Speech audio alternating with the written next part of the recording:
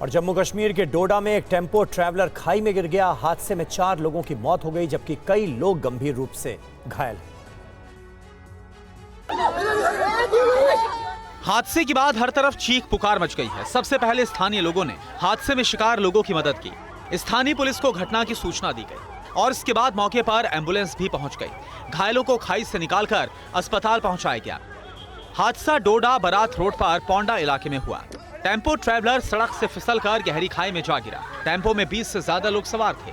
घटना को लेकर अधिकारी ने बताया कि आज सुबह डोडा बरात मार्ग पर पोंडा इलाके में एक दुखद सड़क दुर्घटना हुई, जब एक टेम्पो ट्रैवलर सड़क से फिसलकर गहरी खाई में गिर गया। इस हादसे में कुछ लोगों की जान चली गई और 10 से 15 लोग घायल हो गए। हालांकि मृतकों और घायलों की सही संख्या अभी कंफर्म होना बाकी है। दुर्घटना के वक्त इस गाड़ी में कई यात्री सवार थे। माना जा रहा है कि बारिश की वजह से सड़क पर काफी ज्यादा फिसलन थी। वाहन की रफ्तार काफी तेज थी और इसकी वजह से चालक गाड़ी को नियंत्रित नहीं कर पाया और हादसे का शिकार हो गया। पुलिस मामले की तफ्तीश में जुटी है। जिन लोगों को बचाया गया है उनके बयान लिए जाएंगे। आजकल लोगों को रील बनाने का चस्का कुछ इस कदर से हावी हो गया है कि तमाम कानून कायदे को ताक पर रख देते हैं। ऐसा ही एक मामला सामने आया है, आप देखिए। चौंकाने वाली घटना पुणे बेंगलोर हाईवे की है। सतारा के पास इस शख्स ने रील बनाने के लिए हाईवे जाम कर दिया। दरअसल शख्स ने एक नई स्कॉर्पियो कार खरीदी थी। फिर वो जश्न मनाने के लिए कार को हाईवे पर लेकर गया। उसने वहीं पर जश्न शुरू कर दिया और इसके लिए उसने हाईवे को जाम कर दिया। अपनी स्कॉर्पियो कार हाईवे के बीचों बीच खड़ी कर दी और फिर कार के साथ फोटो सेशन शुरू कर दिया। इसलिए ड्रोन शूट भी करवाया। जब ये सब हो रहा था, हाईवे पर गाड़ियों की लंबी कतार लगी थी, लेकिन ये शख्स इन बातों से बेखबर रहा। एक बार भी ये नहीं सोचा कि उसकी नासमझी की वजह से लोग कैसे परेशान हो रहे हैं। वीडियो तेजी के साथ वायरल हो रहा है। वीडियो वायरल होने के बाद अब कानूनी कार्रवाई की तैयारी पुलिस की तरफ से हो रही है। पुलिस का कहना है कि जगह की पहचान हो गई है। नंबर के आधार पर कार के मालिक तक पहुंचने की कोशिश हो रही है। हाईवे पर जाम लगाने की वजह से कार्रवाई की जाएगी, साथ ही जुर्माना भी लगाया जाएगा।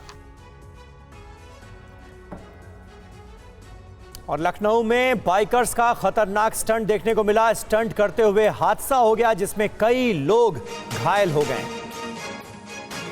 लखनऊ विश्वविद्यालय मेट्रो स्टेशन रोड पर यह हादसा हुआ है। कई बाइकर्स खतरनाक स्टंटबाजी करते नजर आए हैं। हादसे का वीडियो सोशल मीडिया पर भी वायरल हो रहा है। लखनऊ मेट्रो स्टेशन के पास की यह घटना है, यह हादसा है। ये तस्वीरें आप देखिए, लखनऊ में बाइकर्स के खतरनाक स्टंट की।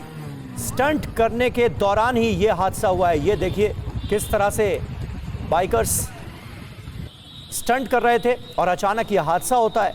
Lucknow university metro station road पर यह हादसा हुआ है और कई बाइकर्स एक साथ खतरनाक स्टंटबाजी करते नजर आए हैं और इसी दौरान ये हादसा हो जाता है।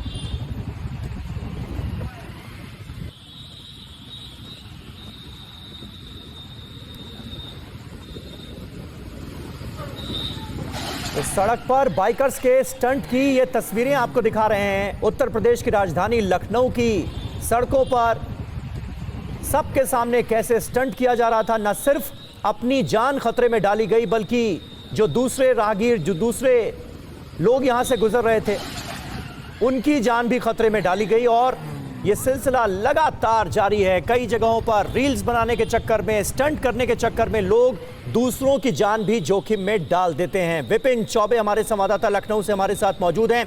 विपिन, इस मामले में कोई एक्शन हुआ है? देखिए, अभी तक तो एक्शन नहीं हुआ है, लेकिन ये वीडियो वायरल होने के बाद पुलिस की फजीहत जरूर हो रही है कि पुलिस की पुलिसिंग कहाँ है। और खासकर तब जब ये मुख्यमंत्री आवास के लगभग 2 किलोमीटर का रेडियस हो और विश्वविद्यालय की तरफ जाने वाला ये रास्ता है और पूरे रास्ते को उन बाइकर्स ने कब्जा कर लिया। और देखिए, किसी भी गाड़ी के आने जाने की जगह तक नहीं छोड़ी हुई है। हुड़दंग मचाते हुए, बिना हेलमेट के, चीखते चिल्लाते हुए ये लोग जा रहे हैं और उसके बाद खुद हादसे का शिकार हो जाते हैं। और उसके बाद का ये वीडियो वायरल हो रहा है। ये सवाल उठाता है कि रात में पुलिस की पुलिसिंग कहाँ है और इस तरह के हुड़दंगियों पर पुलिस कार्रवाई क्यों नहीं करती। और अब जब ये वीडियो वायरल हो रहा है तो पुलिस इस पूरे मामले में छानबीन करने की बात कर रही है और छानबीन के बाद मुकदमा दर्ज करने की बात कर रही है। शुक्रिया विपिन आपका इस जानकारी और अपडेट के लिए। मुजफ्फरनगर और मेरठ में 8 दिनों के लिए स्कूलों को बंद कर दिया गया। कल से 23 जुलाई तक स्कूल बंद रहेंगे। जिला प्रशासन ने यह फैसला कांवड़ यात्रा को लेकर किया। बोलबम के नारे के साथ कांवरियों का रेला निकल पड़ा है। यूपी समेत उत्तर भारत के कई राज्यों में कांवर यात्रा जारी है। बाबा भोलेनाथ के भक्त रंग बिरंगे और भगवा वस्त्र में हर तरफ नजर आ रहे हैं। हरिद्वार और अन्य जगहों में पवित्र गंगा जल भरकर कई कांवर यात्रा मार्गों से कांवरिये निकल पड़े। कांवरियों की भारी भीड़ को देखते हुए यूपी के मुजफ्फरनगर में जिला प्रशासन ने 16 से 23 जुलाई तक यानी 8 दिनों तक स्कूल और कॉलेजों को बंद रखने का आदेश जारी किया है। डीएम उमेश मिश्रा ने यह आदेश छात्रों और शिक्षकों के होने वाली असुविधा को ध्यान में रखते हुए लिया है। कांवरियों की भारी संख्या को देखते हुए कई मार्गों को बंद कर दिया गया है, वहीं कुछ रूटों पर डायवर्जन किया गया है। प्रशासन ने लोगों से अपील की है कि वो प्रशासन का सहयोग करें और शांति व्यवस्था बनाए रखें। इससे पहले यूपी के बदायूं और बरेली जिला में भी सावन भर हर सोमवार को स्कूल बंद रखे जाने का फैसला किया गया है। हालांकि शिक्षकों और नॉन टीचर स्टाफ को स्कूल आना होगा। कुछ स्कूलों में सोमवार की छुट्टी के बदले रविवार को स्कूल खोलने का आदेश दिया गया है।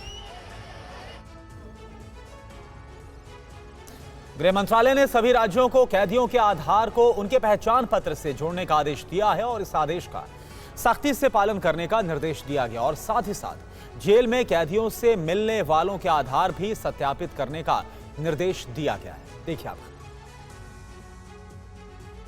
गृह मंत्रालय की ओर से परफॉर्मा जारी किया गया है। इस परफॉर्मा के जरिए अब देश भर के राज्यों में बंद कैदियों और उनसे मुलाकात करने वालों का रिकॉर्ड रखा जाएगा। आधार कार्ड और उनके पहचान पत्र को लिंक करने को लेकर सख्त आदेश दिया गया है। इतना ही नहीं, गृह मंत्रालय ने सभी राज्यों से जेलों में बंद कैदियों का पूरा ब्यौरा मांगा है, जिसमें कैदियों की संख्या, उनका आधार सत्यापन, उनके आईडी का आधार से लिंक और 1 जनवरी 2024 से लेकर 30 जून 2025 तक यानी पिछले 1.5 साल में जेल में कैदियों से मिलने वालों का विस्तृत रिपोर्ट मांगी गई है। इसे लेकर गृह मंत्रालय ने 1.5 साल पहले यानी कि सितंबर 2023 में सभी राज्यों को पत्र लिखा था और हर एक राज्य में जेल में बंद कैदियों के ब्यौरे का निर्देश दिया गया था, लेकिन इसे ठीक से पालन नहीं किया गया। गौरतलब है कि गृह मंत्रालय ने सभी राज्य और केंद्र शासित प्रदेशों को जेल मैनुअल में सुधारों के तहत ई प्रिजन डेटाबेस तैयार करने का निर्देश भी सितंबर 2023 में दिया था। इसके तहत कैदियों और उनसे मुलाकात करने वालों का एक डेटाबेस बनाने के लिए कहा गया था।